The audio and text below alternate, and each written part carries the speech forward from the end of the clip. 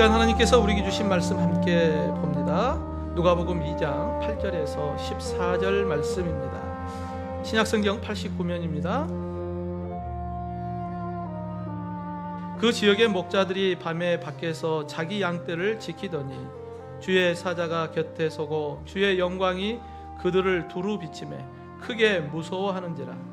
천사가 이르되 무서워하지 말라. 보라, 내가 온 백성에게 미칠 큰 기쁨의 좋은 소식을 너에게 전하노라. 오늘 다윗의 동네에 너희를 위하여 구주가 나셨으니 곧 그리스도 주시니라. 너희가 가서 강보에 쌓여 구유에 뉘어 있는 아기를 보리니 이것이 너희에게 표적이니라 하더니 호련히 수많은 천군이 그 천사들과 함께 하나님을 찬송하여 이르되 지극히 높은 곳에서는 하나님께 영광이요 땅에서는 하나님이 기뻐하신 사람들 중에 평화로다 하니라. 아멘. 오늘은 이 땅에 하나님의 큰 기쁨의 소식을 우리에게 전하고 있습니다. 여러분, 예수님이 이 땅에 오셨습니다. 약속대로 오셨습니다. 그리고 이 약속대로 다시 오실 예수님을 우리는 소망하며 오늘도 그날을 준비하고 있습니다. 영광과 평화로우신 예수 그리스도가 우리의 삶 가운데 또 이 온 열방 가운데 함께하기를 주님의 이름으로 축원합니다. 한 추운 겨울날 한 부부가 얼어붙은 강가에 지나가다가 추운 날씨 가운데 강에 빠져있는 작은 새를 보게 돼요. 그때는 이 남편이 그 얼음 물속에서 살려고 몸부림치는 작은 새를 보고 어떻게든 그걸 건져보려고 합니다. 근데 아내가 볼 때는 위험하잖아요. 그런데도 남편이 그 작은 새를 구하기 위하여 자신의 외투도 벗고 장갑도 벗고 해서 물속으로 들어가기 시작합니다. 춥죠. 매우 추운데 그 물속으로 들어가서 그 작은 새를 건져내서 그리고 따뜻하게 해줍니다. 그때 이제 이 작은 새가 드디어 기운을 차리게 되죠. 여러분, 2000년 전 예수님께서 이 땅에 오신 이유가 뭘까? 마치 얼음물에 죽어가는 그 어린 새와 같은 우리를 구원하기 위하여 자신의 모든 것을 벗어버리고 이 땅에 찾아오셨습니다. 죄와 사망 가운데 죽었던 우리를 위하여 생명을 주시기 위해 이 땅에 오신 예수 그리스도, 그분이 약속대로 2000년 전에 우리에게 오셨습니다. 그분이 우리에게 찾아오셨습니다. 그리고 우리에게 영원한 생명을 주셨습니다. 이 기쁨의 소식을 땅끝까지 전하는 저와 여러분 되기를 주님의 이름으로 축원합니다. 2000년 전 예수님께서 태어나실 때 그 배경을 우리가 좀 잠깐 생각해 보면 당시 이 이스라엘은 로마의 식민지 아래에 있었습니다. 그리고 하루는 이 이스라엘의 땅에 로마의 황제였던 가이사 아구스도의 명령이 떨어지죠. 모두가 다 고향으로 가서 자신의 호적을 신고하라, 즉 인구조사하라라고 하는 명령이 떨어집니다. 여러분, 인구조사를 하는 이유는 크게 두 가지. 하나는 인구조사를 해서 전쟁이 나면 전쟁의 군사로 쓰려고 하는 부분도 있어요. 또 하나는 세금을 거두는 목적이 있어요. 그래서 이 아우구스도의 명령에 따라서 모든 사람들은 자신의 고향으로 호적하기 위하여 갑니다. 당시에 북쪽 갈릴리 지방 나사렛이라고 하는 동네에 살고 있었던 요셉과 마리아도 황제의 명령에 의해서 자신의 고향으로 가죠. 그래서 북쪽 갈릴리 나사렛에서 남쪽의 베들레헴이라고 하는 곳 고향으로 가요. 그때 많은 사람들이 호적을 하러 가니까 그곳에 누울 방이 없었고 예수님이 태어나는 그때 방이 없어서 우리가 잘 알듯이 구유에서 예수님이 태어나게 되지요. 2000년 전 누울 곳 없고 가장 낮고 천한 인간의 몸으로 이 땅에 오신 예수님. 성탄을 맞이하면서 우리가 이 땅에 오신 예수님을 어떤 의미로 받아들여야 할까? 우리가 매해마다 맞이하는 성탄의 이 기쁨의 소식을 우리가 들으면서 우리는 이 예수님을 우리의 마음속에 어떻게 모셔야 할까?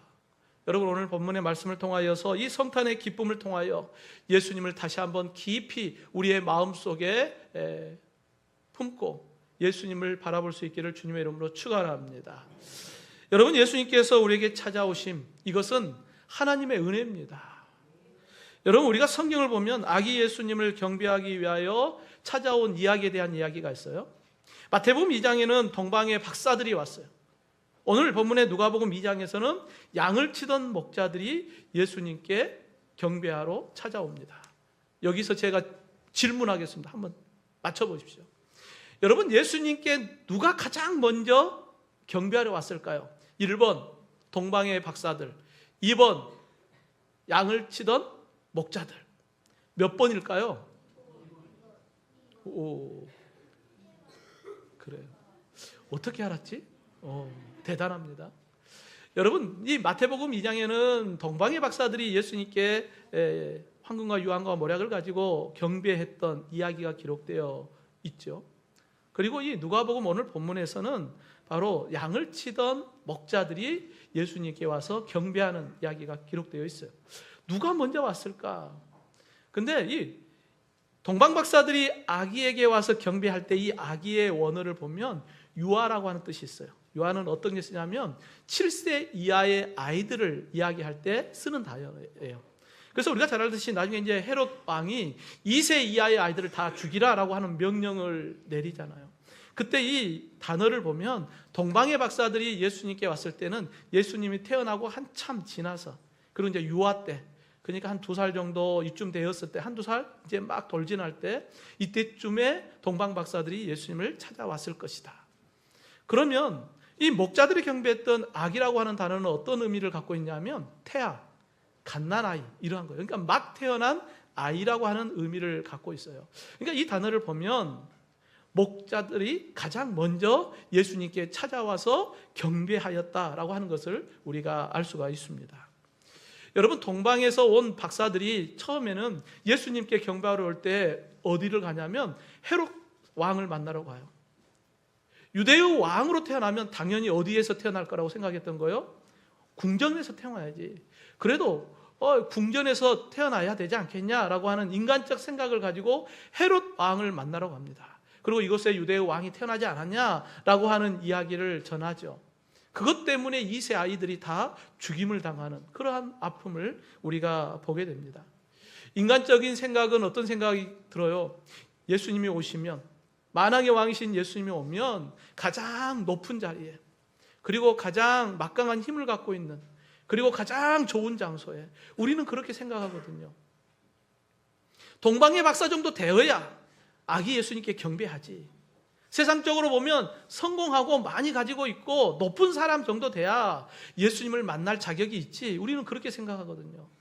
그런데 예수님은 그 사람들에게 먼저 경배를 받는 게 아니라 양을 치던 목자들, 세상적으로 보면 가장 낮은 자들이 먼저 예수님께 나와서 예수님을 경배했던 것을 우리가 보게 됩니다. 고린도전서 1장 27절에서 29절에 보면 하나님께서 세상에 미련한 것들을 택하사 지혜 있는 자들을 부끄럽게 하려 하시고 세상에 약한 것들을 택하사 강한 것들을 부끄럽게 하려 하시며 하나님께서는 세상에 천한 것들과 멸시받는 것들과 없는 것들을 택하사 있는 것들을 폐하려 하시나니 이는 아무 육체도 하나님 앞에서 자랑하지 못하게 하려 하십니다 라고 말씀하고 있습니다. 세상 사람들은 많이 갖고 강하고 높고 힘 있는 사람들이 다 하는 것처럼 이야기하지만 예수님은 그러지 않다는 거예요. 예수님의 생각은 우리의 생각과 달라요. 그래서 가장 약하고 보잘것없는 사람들에게 예수님께서 먼저 그 기쁨의 소식을 전해주었던 것을 우리가 보게 됩니다. 오늘 예배하는 저와 여러분, 우리가 이 세상 가운데 우리가 뛰어나지 않고 강하지 않고 높지 않아도 우리 마음속에 이미 예수님이 찾아오셨습니다. 이게 바로 하나님의 은혜입니다.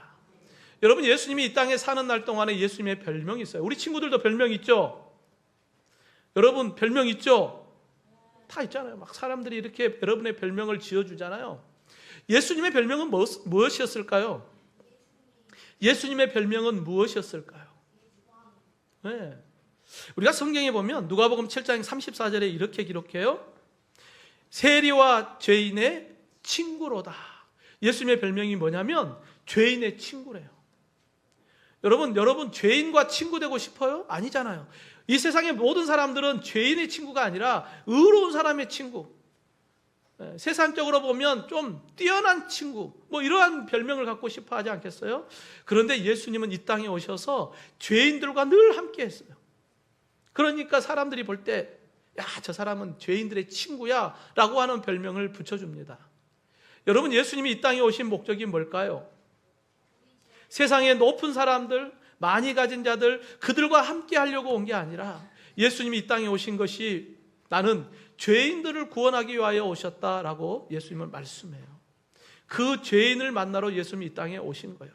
오늘 예배하는 저와 여러분, 우리가 예수님을 만나기 전에 우리가 어떤 모습이었을까? 성경에 보면 허물과 죄로 죽었던 너희가, 우리는 이미 예수님을 만나기 전에는 허물과 죄로 죽었던 자, 즉 죄인이었던 우리가 예수님 만남으로 인하여 의인이 된 거예요.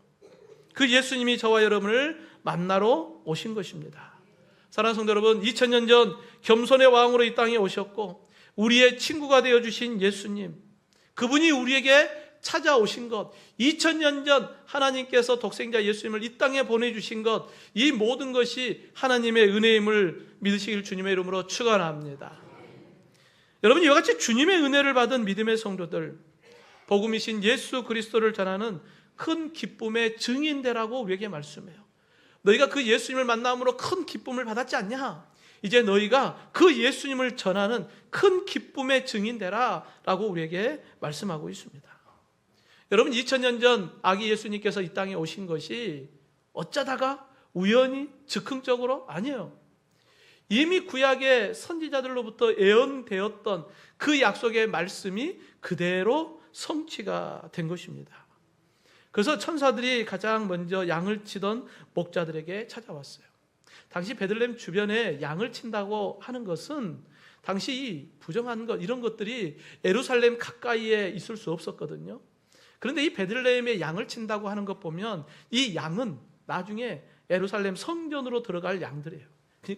왕이 먹을 음식을 키우는 그러한 것을 우리가 생각해 볼 수가 있어요.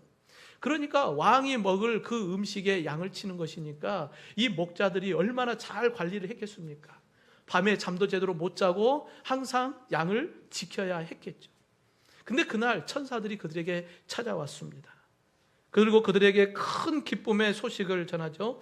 오늘 본문 10절 11절에 보면 천사가 이르되 무서워하지 말라. 보라, 내가 온 백성에게 미칠 큰 기쁨의 좋은 소식을 너희에게 전하노라. 오늘 다윗의 동네에 너희를 위하여 구주가 나셨으니 곧 그리스도 주시니라. 천사들이 목자들에게 전해준 이 기쁨의 큰 소식이 뭐예요? 그리스도가 오셨다라는 거예요.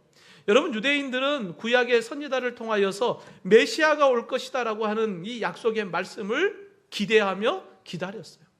근데 드디어 메시아, 즉 그리스도가 오셨다라고 하는 그 천사의 기쁜 소식을 그들이 듣게 됩니다. 여러분, 큰 기쁨의 좋은 소식, 즉 복음, 이 복음이 뭘까요? 하나님께서 죄인들을 구원하기 위하여 이 땅에 메시아, 즉 그리스도를 보내주시겠다라고 약속했던 그 약속대로 우리를 구원하기 위한 하나님의 놀라운 계획들, 이 모든 것이 다 복음이에요. 그리고 2000년 전 예수님이 우리에게 찾아오셨습니다.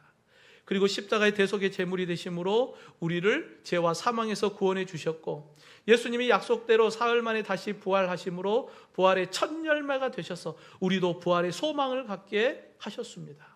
여러분, 이것이 복음이에요. 오늘 이 기쁨의 소식이 우리에게 주어졌습니다. 그러면 이 기쁨의 소식을 받은 우리가 해야 할 게 뭘까요? 이 기쁨의 소식을 또 다른 사람들에게 전하는 거예요. 오늘 천사가 이 양을 치던 목자들에게 찾아와서 이 기쁨의 소식을 전해 주었던 것처럼 우리도 이 기쁨의 소식을 들었으니까 또 다른 친구들에게 이 기쁨의 소식을 전하는 거예요. 예수 믿고 우리가 하나님의 나라 천국 가자라고 하는 이 기쁨의 소식을 전해 주어야 합니다. 한 배가 바다 가운데에 침몰하게 됐어요. 많은 사람들이 물에 빠졌습니다. 그때에 구조선이 와서 이 사람들을 건져내기 시작해요. 그런데 어떤 사람은 야, 나는 수영 잘하니까 나는 이 배 안 타도 돼. 나는 괜찮아. 근데 결국은 어떻게 될까요? 그 사람들이 기운이 빠지면 결국은 물에 빠져 죽어요. 하지만 구조하기 위하여 온 그 배를 타기만 하면 수영을 못해도 상관없어요. 그 배를 타기만 하면 생명을 구원하는 것입니다. 바로 이 구조선이 바로 예수 그리스도입니다. 우리는 그 배를 탔고 또 다른 많은 사람들에게 빨리 이 배를 타고 생명을 건져내라고 이야기해 주어야 하지 않겠습니까? 세상 많은 사람들이 이 기쁨의 소식을 들을 수 있도록 우리가 땅끝까지 복음을 전하라고 우리에게 말씀해 주셨습니다. 이 기쁨의 소식의 증인이 되는 저와 여러분이 되기를 주님의 이름으로 축원합니다. 마지막으로 예수님의 이 오심은 하나님의 영광과 인류의 평화를 위하여 이 땅에 오셨습니다. 여러분, 복음이신 예수님이 이 땅에 오신 목적이 뭘까? 오늘 이 천사들이 하나님께 영광, 사람들 중에 평화라고 선포하고 있죠. 오늘 본문 14절에 보면 지극히 높은 곳에서는 하나님께 영광이요 땅에서는 하나님이 기뻐하신 사람들 중에 평화로다라고 말씀하고 있습니다. 여러분, 예수님이 이 땅에 오신 목적이 크게 두 가지가 있어요. 첫째는 누구에게 영광이에요? 하나님께 영광이에요. 예수님이 이 땅에 오심으로 하나님께 영광이 되었다. 여러분, 하나님께서 우리 인간을 창조하실 때 창조의 목적이 있어요. 바로 하나님을 영화롭게 하는 거예요. 하나님의 이름을 높여드리는 거예요. 그런데 아담이 범죄함으로 인하여서 하나님의 영광을 가렸어요. 하나님의 영광을 드러내지 못하게 되었습니다. 여러분, 하나님께서 창조하시면 창조의 목적대로 살아야 되는데 아담의 후손들이 죄를 짓고 그 목적대로 살지 못하게 됐어요. 여러분, 저희가 만년필이 있습니다. 자, 만년필이 있는데 만약에 이 만년필이 이 글을 쓰기 위하여 만들어진 거 아니겠어요? 근데 이 만년필이 글이 안 써지면 저에게는 이것이 골칫덩어리예요. 이걸 가지고 다니기도 불편하고 버리기는 아깝고 이런 상황이 되지 않겠습니까? 여러분, 하나님께서 우리를 창조하실 때는 하나님을 영화롭게 하는 목적을 가지고 창조했는데 죄를 짓다 보니까 하나님의 영광이 아닌 자신의 영광, 세상 영광을 위하여 사는 그런 어리석은 자가 되어버렸어요. 여러분, 예수님이 이 땅에 오셨습니다. 그리고 인류의 모든 죄를 대속하기 위하여 십자가에 죽으시고 부활하셨습니다. 그 예수님의 십자가에 죽으심과 부활의 사건이 왜 중요할까요? 하나님이 우리를 구원하기 위한 그 약속을 성취하는 사건이기 때문에 그래요. 예수님은 하나님의 그 약속을 이루셨기 때문에 하나님의 영광이 되는 거예요. 여러분, 예수님이 십자가에 달려 죽으실 때 그날 밤 간절히 기도합니다. 아버지, 이 잔을 옮겨주십시오. 하지만 이게 아버지의 뜻이라면 예수님은 그 죽음의 잔을 마시죠. 아버지의 뜻을 이루기 위함입니다. 아버지의 뜻을 이루는 게 곧 하나님의 영광이에요. 오늘도 우리가 이 땅에 하나님의 영광을 위하여 사는 길이 뭘까? 따라해 봅시다. 하나님의 뜻대로 살아갑시다. 아멘입니까? 하나님의 뜻대로 사는 게 하나님의 영광이에요. 하나님의 뜻이 아닌 것을 살면 하나님의 영광을 가리는 거예요. 또 예수님이 이 땅에 오신 목적이 뭘까? 이 땅의 모든 믿음의 사람들에게 평화를 주시기 위하여 이 땅에 오셨습니다. 여러분, 오늘날 지금 러시아와 우크라이나 전쟁이 있잖아요. 2년이 넘었는데도 아직까지 전쟁이 끝나지 않았어요. 또 북한 사람들, 북한 군인들이 지금 거기에 들어가서 또 많은 사람들이 죽는다고 하는 그런 안타까운 소식들을 듣습니다. 우리나라도 지금 윤석열 대통령의 계엄령 때문에 좀 나라가 시끄럽지 않습니까? 왜 이 땅에 이와 같은 평화가 깨졌을까? 왜 이 땅에는 전쟁이 이렇게 끝나지 않을까? 왜 이 땅에는 이 다툼이 멈추지 않을까? 이유가 뭘까요? 바로 죄 때문입니다. 여러분, 이 죄의 시작이 무엇으로부터 시작됐을까요? 바로 욕심입니다. 야고보서 1장 15절에 욕심이 잉태한 즉 죄를 낳고 죄가 장성한 즉 사망을 낳느니라. 인간의 욕심 때문에 선악과 먹으면 하나님처럼 된다라고 하는 그 욕심 때문에 결국은 죄가 시작됐어요.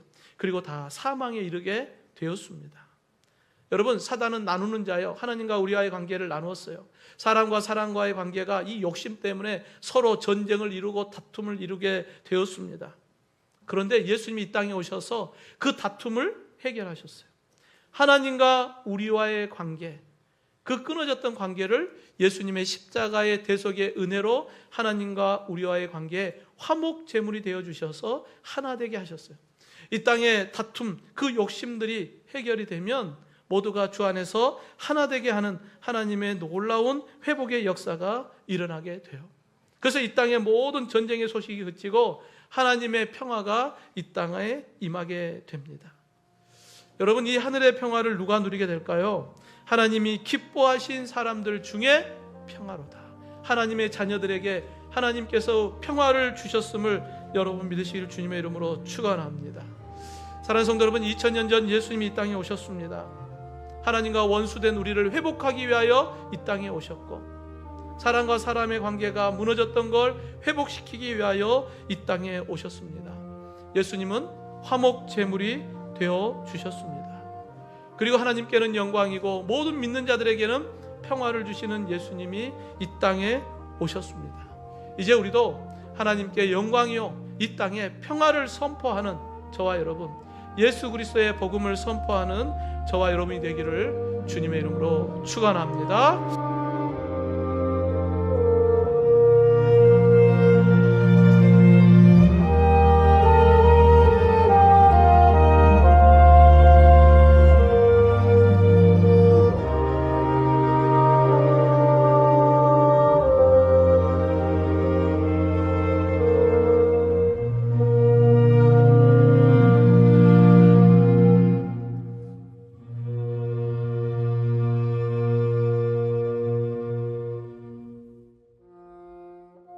그 지역의 목자들이 밤에 밖에서 자기 양떼를 지키더니 주의 사자가 곁에 서고 주의 영광이 그들을 두루 비치매 크게 무서워하는지라. 천사가 이르되 무서워하지 말라. 보라, 내가 온 백성에게 미칠 큰 기쁨의 좋은 소식을 너에게 전하노라.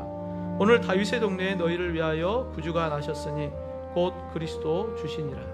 너희가 가서 강보에 쌓여 구유에 뉘어 있는 아기를 보리니 이것이 너희에게 표적이니라 하더니, 호련히 수많은 천군이 그 천사들과 함께 하나님을 찬송하여 이르되, 지극히 높은 곳에서는 하나님께 영광이요 땅에서는 하나님이 기뻐하신 사람들 중에 평화로다 하니라.